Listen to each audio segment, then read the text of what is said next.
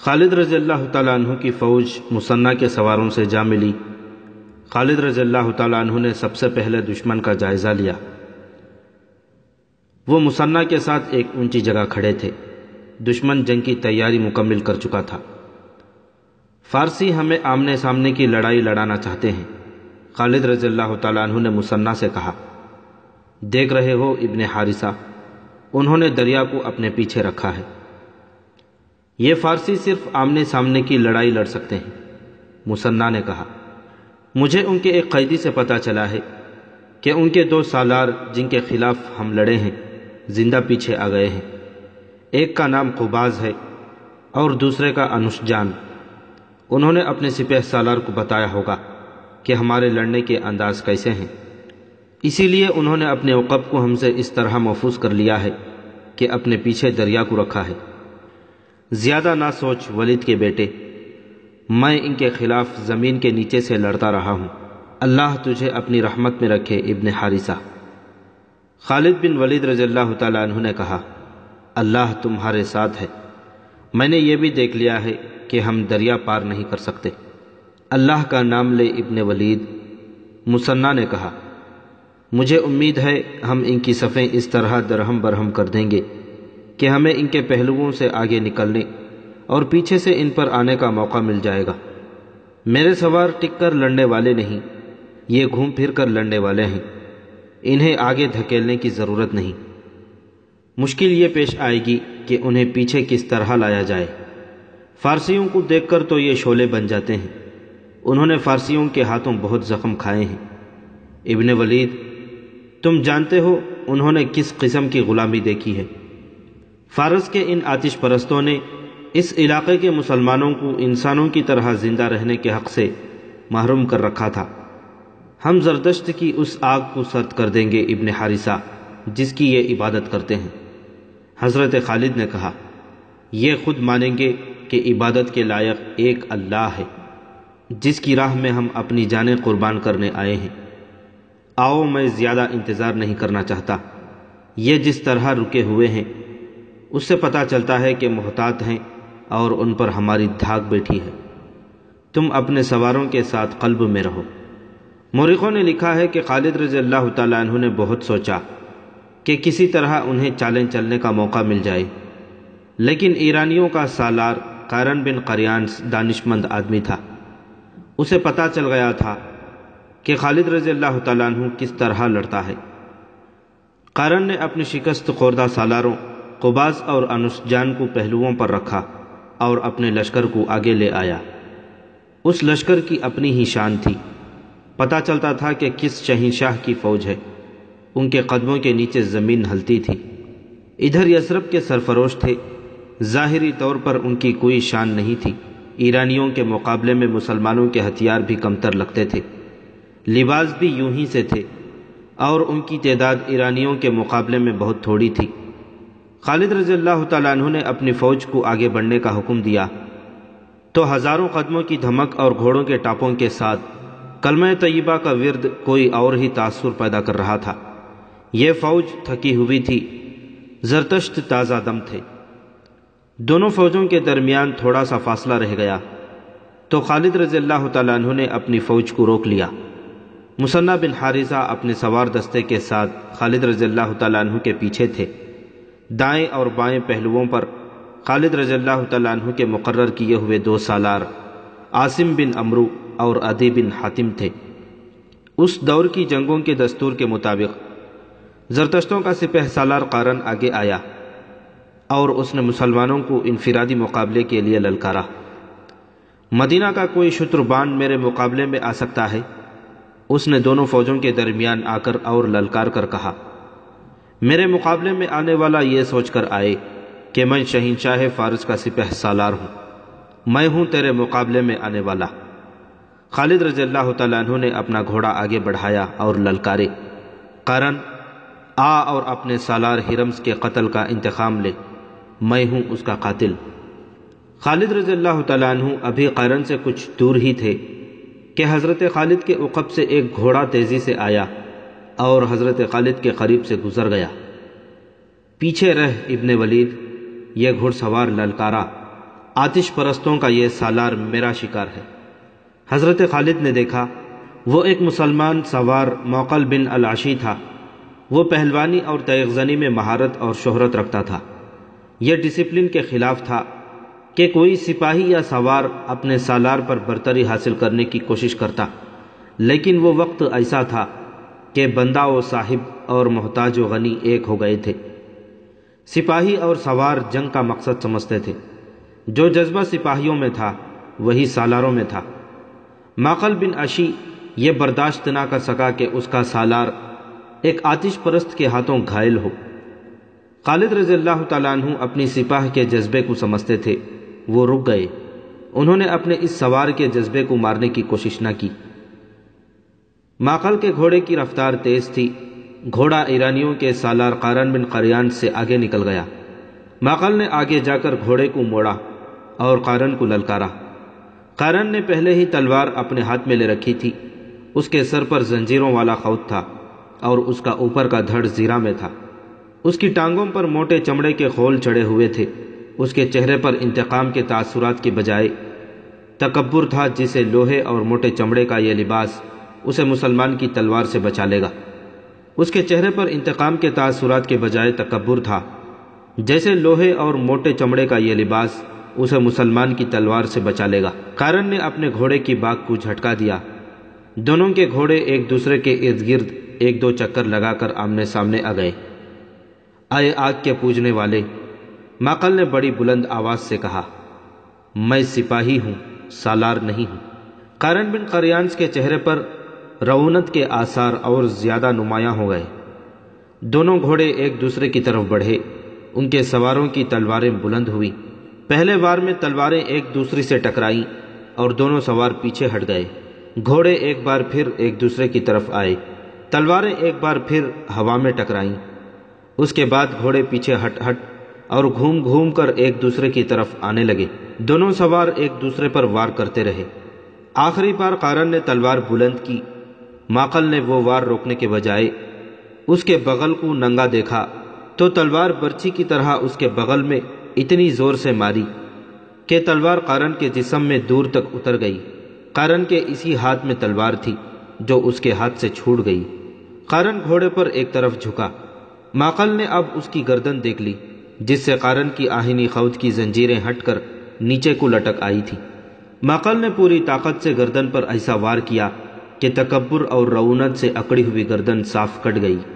مسلمانوں کے لشکر سے داد و تحسین اور اللہ اکبر کے نعرے رات کی طرح کڑکنے لگے۔ قارن بن قریانس کا سر زمین پر پڑا تھا۔ اس کے زنجیروں والے خوت کے نیچے اس کی حیثیت کے مطابق 1,00,000 درہم کے ہیروں والی ٹوپی تھی۔ ایسی ہی ٹوپی ہرمز کے سر پر بھی تھی۔ قارن کا باقی دھڑ گھوڑے سے لڑک گیا، لیکن اس کا ایک پاؤں رکاب میں پھنس گیا۔ ماقل نے قارن کے گھوڑے کو ٹھڈ ماری۔ گھوڑا قارن کے جسم کو گھسیٹتا دونوں فوجوں کے درمیان بے لگام دوڑنے لگا۔ ایرانیوں کے لشکر پر موت کا سناٹا طاری تھا۔ آتش پرستوں کی صفوں سے 2 گھوڑے آگے آئے۔ کون ہے ہمارے مقابلے میں آنے والا؟ ان 2 میں سے ایک گھڑ سوار للکارا، ہم اپنے سپہ سالار کے خون کا انتقام لیں گے۔ میں اکیلا دونوں کے لیے کافی ہوں۔ خالد رضی اللہ تعالیٰ عنہ نے دشمن کی للکار کا جواب دیا اور ایڑ لگائی۔ انہیں للکارنے والے دونوں ایرانی سالار قباس اور انوشجان تھے۔ اچانک حضرت خالد کے عقب سے 2 گھوڑے آئے جو اس کے دائیں بائیں سے آگے نکل گئے۔ حضرت خالد کو ایک کی للکار سنائی دی، پیچھے رہو ولید کے بیٹے، ان دونوں سالاروں نے ہمارے ہاتھ دیکھے ہوئے ہیں، اب ہم انہیں بھاگ نکلنے کی مہلت نہیں دیں گے۔ حضرت خالد کے لشکر کے دوسرے سوار نے کہا۔ خالد رضی اللہ تعالیٰ عنہ نے دیکھا یہ دونوں سوار جو اس کے قریب سے گزر کر دشمن کے مقابلے میں چلے گئے تھے، اس کے لشکر کے دائیں اور بائیں کے پہلوؤں کے سالار عاصم بن عمرو اور عدی بن حاتم تھے۔ ان دونوں نے کپڑوں کا لباس زیب تن کر رکھا تھا، اور جن کے مقابلے میں گئے تھے وہ سر سے پاؤں تک لوہے میں ڈوبے ہوئے تھے۔ مسلمان سالاروں کو اپنے اللہ پر بھروسہ تھا اور آتش پرست اس زرہ پر یقین رکھتے تھے جو انہوں نے پہن رکھی تھی۔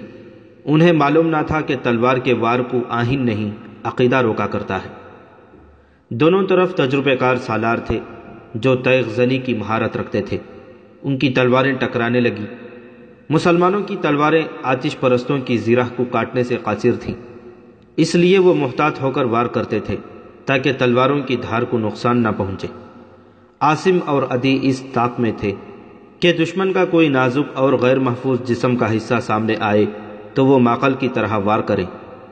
آخر ان دونوں نے باری باری ماقل کی ہی طرح اپنے اپنے دشمن کے قریب جا کر انہیں موقع دیا کہ وہ اوپر سے تلوار کا وار کریں۔ آتش پرستوں کے دونوں سالاروں نے وہی غلطی کی جو قارن نے کی تھی۔ انہوں نے بازو اوپر کیے اور تلواریں ان کی بغلوں میں داخل ہو گئیں اور دونوں کی تلواریں گر پڑیں۔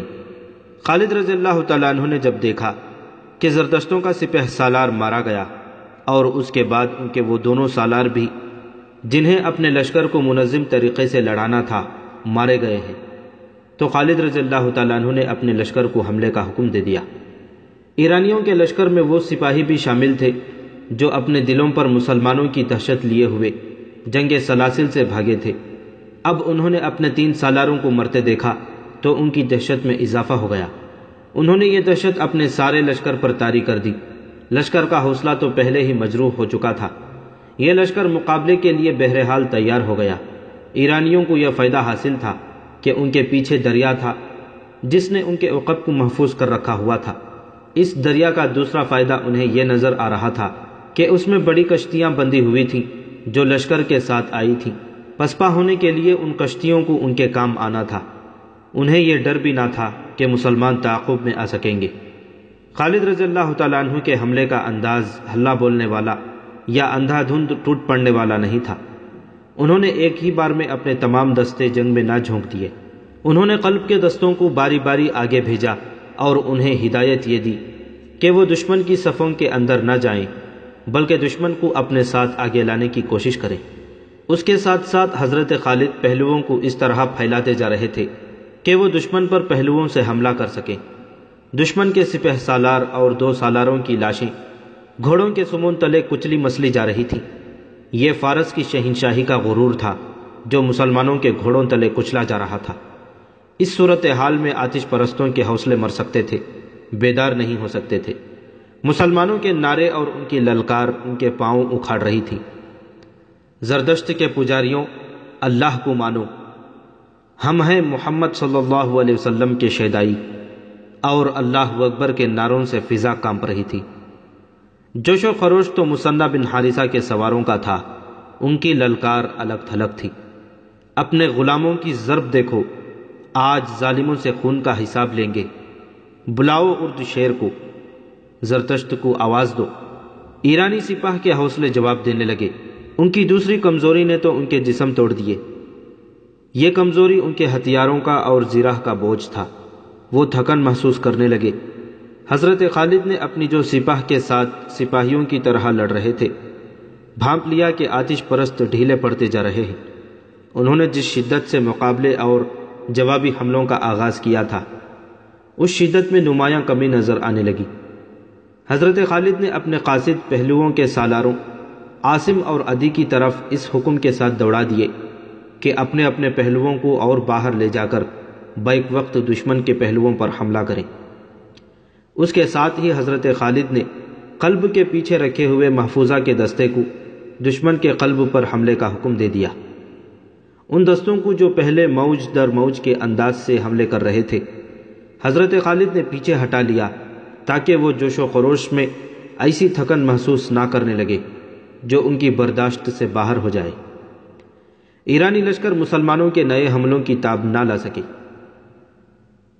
ان کا جانی نقصان بہت ہو چکا تھا، اب وہ بکھرنے لگے۔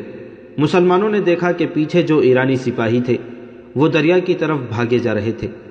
اس وقت مسلمانوں کو وہ کشتیاں دکھائی دیں جو سینکڑوں کی تعداد میں دریا کے کنارے بندھی تھیں۔ کشتیاں توڑ دو، ایک مسلمان کی للکار سنائی دی۔ دشمن بھاگنے کے لیے کشتیاں ساتھ لایا ہے، ایک اور للکار سنائی دی۔ جب یہ للکار خالد بن ولید رضی اللہ تعالیٰ عنہ تک پہنچی تو انہوں نے دائیں بائیں قاصد اس حکم کے ساتھ دوڑا دیے کہ دشمن کے عقب میں جانے کی کوشش کرو اور ان کی کشتیاں توڑ دو یا ان پر قبضہ کر لو۔ قبضہ کر لینے کی صورت میں یہ کشتیاں حضرت خالد کے لشکر کے کام آ سکتی تھیں، انہیں بھی دریا پار کرنا تھا۔ جب یہ حکم سالاروں تک اور سالاروں سے سپاہیوں تک پہنچا تو یہی ایک للکار بلند ہونے لگی، کشتیوں تک پہنچو، کشتیاں بیکار کر دو، کشتیاں پکڑ لو۔ اس للکار نے آتش پرستوں کا رہا سہا دمخم بھی توڑ دیا۔ زندہ بھاگ نکلنے کا ذریعہ یہی کشتیاں تھیں جو مسلمانوں نے دیکھ لی تھیں۔ ایرانیوں نے لڑائی سے منہ موڑ کر کشتیوں کا رخ کیا۔ وہ ایک دوسرے سے پہلے کشتیوں میں سوار ہونے کے لیے دھکم پیل کرنے لگے۔ ان کی حالت ڈری ہوئی بھیڑوں کی مانند ہو گئی جو ایک دوسرے کی آڑ میں چھپنے کی کوشش کیا کرتی ہیں۔ ایرانی سپاہیوں نے کشتیوں پر سوار ہونے کے لیے گھوڑے چھوڑ دیے، حالانکہ کشتیاں اتنی بڑی تھیں کہ ان پر گھوڑے بھی لے جائے جا سکتے تھے۔ یہ تھا وہ موقع جب مجاہدین اسلام کے ہاتھوں آتش پرستوں کا قتل عام شروع ہو گیا۔ وہ کشتیوں میں سوار ہونے کی کوشش میں کٹ رہے تھے۔ ان میں سے جو کشتیوں میں سوار ہو گئے اور رسے کھول کر کشتیاں کنارے سے ہٹا لے گئے، ان میں زیادہ تر مسلمانوں کے تیروں کا نشانہ بن گئے۔ پھر بھی کچھ اور خوش نصیب تھے جو بچ کر نکل گئے۔ تقریباً تمام مورخوں نے لکھا ہے کہ اس معرکے میں 30,000 ایرانی فوجی مارے گئے۔ زخمیوں کی تعداد کسی نے نہیں لکھی۔ تصور کیا جا سکتا ہے کہ جہاں اتنی اموات ہوئی وہاں زخمیوں کی تعداد اموات کے ہی لگ بھگ ہوگی۔ اس کا مطلب یہ تھا کہ شہنشاہ فارس کی اس جنگی قوت کا بت ٹوٹ گیا تھا جسے ناقابل تسخیر سمجھا جاتا تھا۔ اللہ کی تلوار نے کسریٰ کی طاقت اور غرور پر ضرب کاری لگائی تھی، جس نے مدائن میں کسریٰ کے ایوانوں کو ہلا ڈالا تھا۔ دریائے ماقل کے کنارے خون میں ڈوب گئے تھے۔ میدان جنگ کا منظر بڑا ہی بھیانک تھا۔ دور دور تک لاشیں اور تڑپتے زخمی بکھرے نظر آتے تھے۔ زخمی گھوڑے دوڑتے پھرتے اور زخمیوں کو رونتے پھر رہے تھے۔ مجاہدین اسلام اپنی زخمی ساتھیوں کو اور شہیدوں کی لاشوں کو اٹھا رہے تھے۔ میدان خون سے لال ہو گیا تھا۔ خالد رضی اللہ تعالیٰ عنہ ایک بلند جگہ پر کھڑے میدان جنگ کو دیکھ رہے تھے۔ ایک طرف سے ایک گھوڑ سوار گھوڑے کو سر پر دوڑاتا آیا۔ اس نے خالد رضی اللہ تعالیٰ عنہ کے قریب آ کر گھوڑا روکا۔ وہ مثنیٰ بن حارثہ تھا۔ گھوڑا خالد رضی اللہ تعالیٰ عنہ کے گھوڑے کے پہلو کے ساتھ کر کے مثنیٰ گھوڑے پر ہی خالد رضی اللہ تعالیٰ عنہ سے بغل گیر ہو گئے۔ ابن ولید مثنیٰ نے جذبات سے لرزتی ہوئی آواز میں کہا، میں نے آج مظلوم مسلمانوں کے خون کا انتقام لے لیا ہے۔ ابھی نہیں ابن حارثہ، حضرت خالد نے بڑے سنجیدے لہجے میں کہا، ابھی تو ابتدا ہے، ہمارے لیے اصل خطرہ اب شروع ہوا ہے۔ کیا تم نے ان کشتیوں کی تعداد نہیں دیکھی؟ کیا تم نے نہیں دیکھا کہ یہ کشتیاں کتنی بڑی اور کتنی مضبوط تھیں؟ اور تم نے یہ بھی دیکھا ہوگا کہ فارسیوں کے پاس ساز و سامان کس قدر زیادہ ہے۔ ان کے وسائل بڑے وسیع ہیں۔ ہم اپنے وطن سے بہت دور آ گئے ہیں۔ ہمیں اب انہی سے ہتھیار اور رسد چھین کر اپنی ضرورت پوری کرنی ہے۔ یہ کام آسان نہیں ابن حارثہ، اور میرے لیے یہ بھی آسان نہیں کہ میں ان دشواریوں اور محرومیوں سے گھبرا کر یہیں سے واپس چلا جاؤں۔ ہم واپس نہیں جائیں گے ابن ولید، مثنیٰ نے پرعزم لہجے میں کہا۔ ہمیں کسریٰ کے ایوانوں کی اینٹ سے اینٹ بجانی ہے۔ ہمیں ان آتش پرستوں پر یہ ثابت کرنا ہے کہ جھوٹے خدا کسی کی دستگیری نہیں کر سکتے۔ خالد رضی اللہ تعالیٰ عنہ نے اپنے سالاروں کو بلایا۔ اس سے پہلے وہ مال غنیمت کو اکٹھا کرنے کا حکم دے چکے تھے۔ ہماری مشکلات اب شروع ہوئی ہیں، حضرت خالد نے اپنے سالاروں سے کہا۔ ہم اس وقت دشمن کی سرزمین پر کھڑے ہیں۔ یہاں کے درخت اور یہاں کے پتھر اور اس مٹی کا ذرہ ذرہ ہمارا دشمن ہے۔ یہاں کے لوگ ہمارے لیے اجنبی ہیں۔ ان لوگوں پر فارس کی شہنشاہی کی دہشت طاری ہے۔ یہ لوگ اردو شیر کو فرعون سمجھتے ہیں۔ یہ بڑی مشکل سے مانیں گے کہ کوئی ایسی طاقت بھی ہے جس نے فارس کی شہنشاہی کا بت توڑ ڈالا ہے۔ میرے رفیقوں، یہاں کے لوگوں کو اپنے ساتھ ملائے بغیر ہم یہاں ایک قدم بھی نہیں چل سکتے۔ ہم کسی سے تعاون کی بھیک نہیں مانگیں گے۔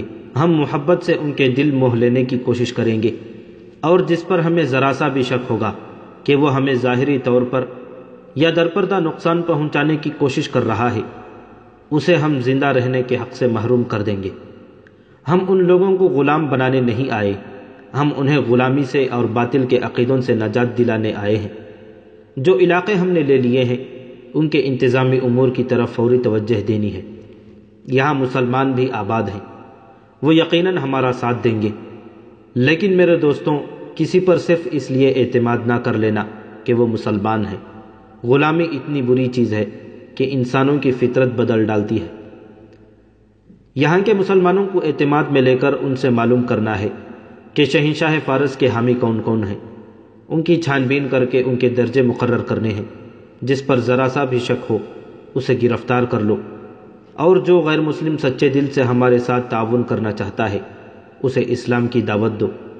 میں مختلف شعبے قائم کر رہا ہوں۔ خالد رضی اللہ تعالیٰ عنہ نے مفتوحہ علاقوں کے باشندوں پر سب سے زیادہ توجہ دی۔ انہوں نے اعلان کیا کہ جو غیر مسلم باشندے مسلمانوں کی اطاعت قبول کر لیں گے ان سے جزیہ وصول کیا جائے گا، اور مسلمان انہیں اپنی پناہ میں سمجھیں گے۔ ان کی ضروریات اور ان کے جان و مال کا تحفظ مسلمانوں کی ذمہ داری ہوگی۔ اس اعلان کے ساتھ ہی بیشتر باشندے مسلمانوں کی پناہ میں آ گئے۔ خالد رضی اللہ تعالیٰ عنہ نے اس علاقے سے جزیہ اور محصولات وغیرہ جمع کرنے کے لیے ایک شعبہ قائم کر دیا جس کا نگران سوید بن مقرن کو مقرر کیا گیا۔ دوسرا شعبہ جس کی سب سے زیادہ ضرورت تھی وہ جاسوسی کا شعبہ تھا۔ اب باقاعدہ اور ماہرانہ جاسوسی کی ضرورت تھی۔ خالد رضی اللہ تعالیٰ عنہ نے اسی وقت اپنے جاسوس جو اسی علاقے کے رہنے والے مسلمان تھے دریائے فرات کے پار بھیج دیے۔ جب مال غنیمت جمع ہو گیا تو دیکھا کہ یہ جنگ سلاسل کی نسبت خاصا زیادہ تھا۔ خالد رضی اللہ تعالیٰ عنہ نے اس کے 5 حصے کیے، 4 اپنی سپاہ میں تقسیم کر کے 5واں حصہ مدینہ بھیج دیا۔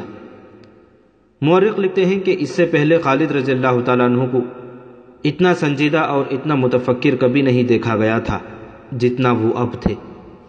مئی 633 عیسوی کے پہلے ہفتے میں، جو ماہ صفر 12 ہجری کا تیسرا ہفتہ تھا، زردشت کے پجاریوں کے لیے دریائے فرات کا سرسبز و شاداب خطہ جہنم بن گیا تھا۔ کس قدر ناز تھا انہیں اپنی جنگی طاقت پر، اپنی شان و شوکت پر، اپنے گھوڑوں اور ہاتھیوں پر۔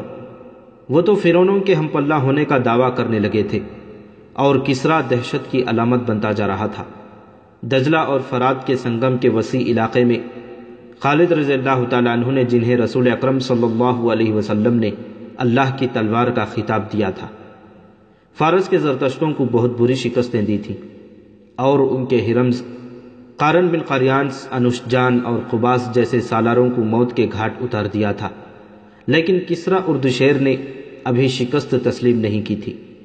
اس کے پاس ابھی بے پناہ فوج موجود تھی، اور مدینہ کے مجاہدین کو وہ اب بھی بدو اور صحرائی لٹیرے کہتا تھا۔ اس نے شکست تسلیم تو نہیں کی تھی، لیکن شکست اور اپنے نامور سالاروں کی مسلمانوں کے ہاتھوں موت کا جو اسے صدمہ ہوا تھا اسے وہ چھپا نہیں سکتا تھا۔ ہرمز کی موت کی اطلاع پر وہ اپنے دل پر ہاتھ رکھ کر دوہرا ہو گیا تھا۔ اس نے سنبھلنے کی بہت کوشش کی تھی، لیکن ایسے مرض کا آغاز ہو چکا تھا جس نے اسے بستر پر گرا دیا تھا۔ مورخوں نے اس مرض کو صدمے کا اثر لکھا ہے۔ کیا میرے لیے شکست اور پسپائی کے سوا اب کوئی خبر نہیں رہ گئی؟ اس نے بستر میں اٹھ کر بیٹھتے ہوئے گرج کر کہا، کیا مدینہ کے مسلمان جنات ہیں؟ کیا وہ کسی کو نظر نہیں آتے اور وار کر جاتے ہیں؟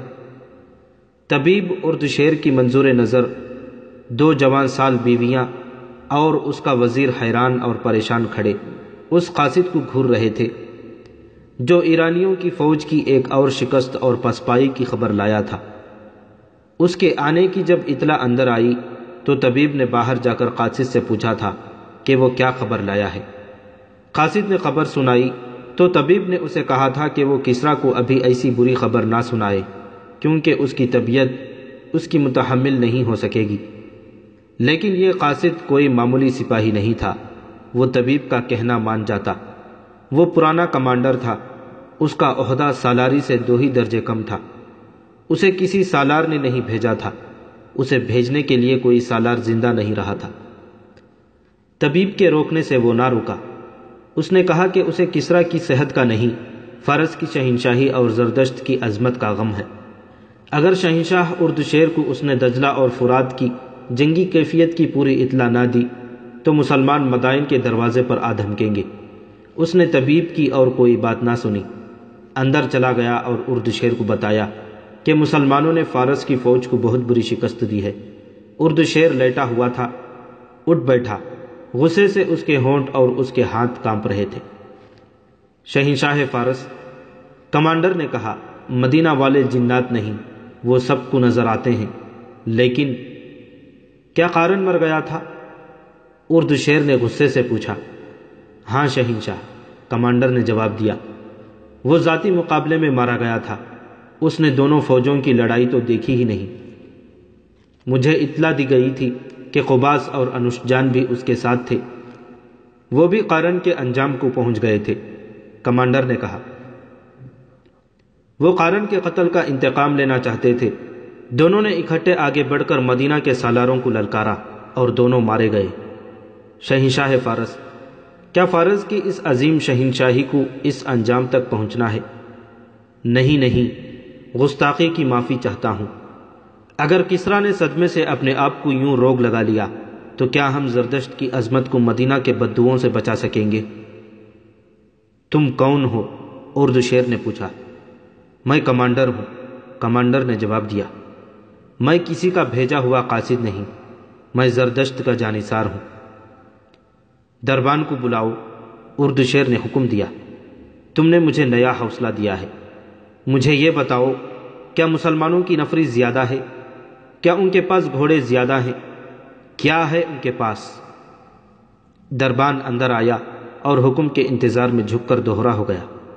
سالار اینڈرزغر کو فوراً بلاؤ، اردو شیر نے دربان سے کہا اور کمانڈر سے پوچھا، کیا ہے ان کے پاس؟ بیٹھ جاؤ اور مجھے بتاؤ۔ ہمارے مقابلے میں ان کے پاس کچھ بھی نہیں، کمانڈر نے جواب دیا۔ ان میں لڑنے کا جذبہ ہے، میں نے ان کے نعرے سنے ہیں، وہ نعروں میں اپنے خدا اور رسول صلی اللہ علیہ وسلم کو پکارتے ہیں۔ میں نے ان میں ایک مذہب کا جنون دیکھا ہے، وہ اپنے عقیدے کے بہت پکے ہیں اور یہی ان کی طاقت ہے۔ ہر میدان میں ان کی تعداد تھوڑی ہے۔ ٹھہر جاؤ، اردو شیر نے کہا، اینڈرزغر آ رہا ہے۔ مجھے اپنے اس سالار پر بھروسہ ہے، اسے بتاؤ کہ ہماری فوج میں کیا کمزوری ہے کہ اتنی زیادہ تعداد میں ہوتے ہوئے بھی بھاگ آتی ہے۔ اینڈرزغر، اردو شیر بستر پر نیم دراز تھا، اپنے ایک اور نامور سالار سے کہنے لگا، کیا تم نے سنا نہیں کہ قارن بن قریانس بھی مارا گیا ہے، قباس بھی مارا گیا اور انوشجان بھی مارا گیا ہے؟ اینڈرزغر کی آنکھیں ٹھہر گئیں، جیسے حیرت نے اس پر سکتہ طاری کر دیا ہو۔ اسے بتاؤ کمانڈر، اردو شیر نے کمانڈر سے کہا، کیا میں ان حالات میں زندہ رہ سکوں گا؟ کمانڈر نے سالار اینڈرزغر کو تفصیل سے بتایا کہ مسلمانوں نے انہیں دریائے معقل کے کنارے کس طرح شکست دی ہے، اور یہ بھی تفصیل سے بتایا کہ مدائن کی فوج کس طرح بھاگی ہے۔ اینڈرزغر، اردو شیر نے کہا، ہم اب ایک اور شکست کا خطرہ مول نہیں لے سکتے۔ مسلمانوں سے شکست کا صرف انتقام نہیں لینا، ان کی لاشیں فرات میں بہا دینی ہے۔ یہ اسی صورت میں ممکن ہے کہ تم زیادہ سے زیادہ فوج لے کر جاؤ۔ تم اس علاقے سے واقف ہو، تم بہتر سمجھ سکتے ہو کہ مسلمانوں کو کہاں گھسیٹ کر لڑانا چاہیے۔ وہ ریگستان کے رہنے والے ہیں، اینڈرزغر نے کہا، اور وہ ریگستان میں ہی لڑ سکتے ہیں۔ میں انہیں سرسبز اور دلدلی علاقے میں آنے دوں گا اور ان پر حملہ کروں گا۔ میری نظر میں والا جاہ موضوع علاقہ ہے۔ اس نے کمانڈر سے پوچھا، ان کے گھوڑ سوار کیسے ہیں؟ ان کے سوار دستے ہی ان کی اصل طاقت ہے، کمانڈر نے کہا۔ ان کے سوار بہت تیز اور ہوشیار ہیں، دوڑتے گھوڑوں سے ان کے چلائے ہوئے تیر خطا نہیں ہوتے۔ ان کے سواروں کا حملہ بہت ہی تیز ہوتا ہے، وہ جم کر نہیں لڑتے، ایک ہلہ بول کر ادھر ادھر ہو جاتے ہیں۔ یہاں وہ راز ہے جو ہمارے سالار نہیں سمجھ سکے۔ اینڈرزغر نے اپنے ران پر ہاتھ مار کر کہا، مسلمان آمنے سامنے کی جنگ لڑ ہی نہیں سکتے، ہم ان سے کئی گنا زیادہ فوج لے جائیں گے۔ میں انہیں اپنی فوج کی نیم دائرے میں لے کر مجبور کر دوں گا کہ وہ اپنی جان بچانے کے لیے آمنے سامنے کی لڑائی لڑیں۔ اینڈرزغر، اردو شیر نے کہا، یہاں بیٹھ کر منصوبہ بنا لینا آسان ہے، لیکن دشمن کے سامنے جا کر اس منصوبے پر اس کے مطابق عمل کرنا بہت مشکل ہو جاتا ہے۔ اس کمانڈر نے ایک بات بتائی ہے، اس پر غور کرو۔ یہ کہتا ہے کہ مسلمان اپنے مذہب اور اپنے عقیدے کے وفادار ہیں، اور وہ اپنے خدا اور اپنے رسول صلی اللہ علیہ وسلم کا نام لے کر لڑتے ہیں۔ کیا ہماری فوج میں اپنے مذہب کی وفاداری ہے؟ اتنی نہیں جتنی مسلمانوں میں ہے، اور اس پر بھی غور کرو اینڈرزغر۔ مسلمان اپنے علاقے سے بہت دور آ گئے ہیں، یہ ان کی کمزوری ہے، یہاں کے لوگ ان کے خلاف ہوں گے۔ نہیں شہنشاہ، کمانڈر نے کہا، فارس کے جن علاقوں پر مسلمانوں نے قبضہ کر لیا ہے وہاں کے لوگ ان کے ساتھ ہو گئے ہیں۔ ان کا سلوک ایسا ہے کہ لوگ انہیں پسند کرنے لگتے ہیں، وہ قتل صرف انہیں کرتے ہیں جن پر انہیں کچھ شک ہوتا ہے۔ یہاں کے وہ عربی لوگ ان کے ساتھ نہیں ہو سکتے جو عیسائی ہیں۔ اینڈرسغر نے کہا، میرے دل میں ان لوگوں کی جو محبت ہے اسے وہ اچھی طرح جانتے ہیں، میں انہیں اپنی فوج میں شامل کروں گا۔ ہم یہاں کے مسلمانوں پر بھروسہ نہیں کر سکتے، یہ ہمیشہ باغی رہے ہیں، ان پر ہمیں کڑی نظر رکھنی پڑے گی، ان کی وفاداریاں مدینہ والوں کے ساتھ ہیں۔ ان مسلمانوں کے ساتھ پہلے سے زیادہ برا سلوک کرو، اردشیر نے کہا، انہیں اٹھنے کے قابل نہ چھوڑو، ہم نے انہیں مویشیوں کا درجہ دے رکھا ہے۔ اینڈرسغر نے کہا، انہیں بھوکا رکھا ہے، ان کی کھیتوں سے ہم فصل اٹھا کر لے آتے ہیں اور انہیں صرف اتنا دے جاتے ہیں جس پر وہ صرف زندہ رہ سکتے ہیں، لیکن وہ اسلام کا نام لینے سے باز نہیں آتے، بھوکے مر جانا پسند کرتے ہیں لیکن اپنا مذہب نہیں چھوڑتے۔ یہی ان کی قوت ہے، کمانڈر نے کہا، ورنہ ایک آدمی 10 کا مقابلہ نہیں کر سکتا، کپڑوں میں ملبوس آدمی زرہ پوش کو قتل نہیں کر سکتا۔ مسلمانوں نے یہ کر کے دکھا دیا ہے، میں اس قوت کو کچل ڈالوں گا، اردشیر نے بلند آواز سے کہا۔ اینڈرسغر، ابھی ان مسلمانوں کو نہ چھیڑنا جو ہماری رعایا ہیں، انہیں دھوکہ دو کہ ہم انہیں چاہتے ہیں، پہلے ان کا صفایا کرو جنہوں نے ہماری شہنشاہی میں قدم رکھنے کی جرت کی ہے، اس کے بعد ہم ان کا صفایا کریں گے جو ہمارے سائے میں سانپوں کی طرح پل رہے ہیں۔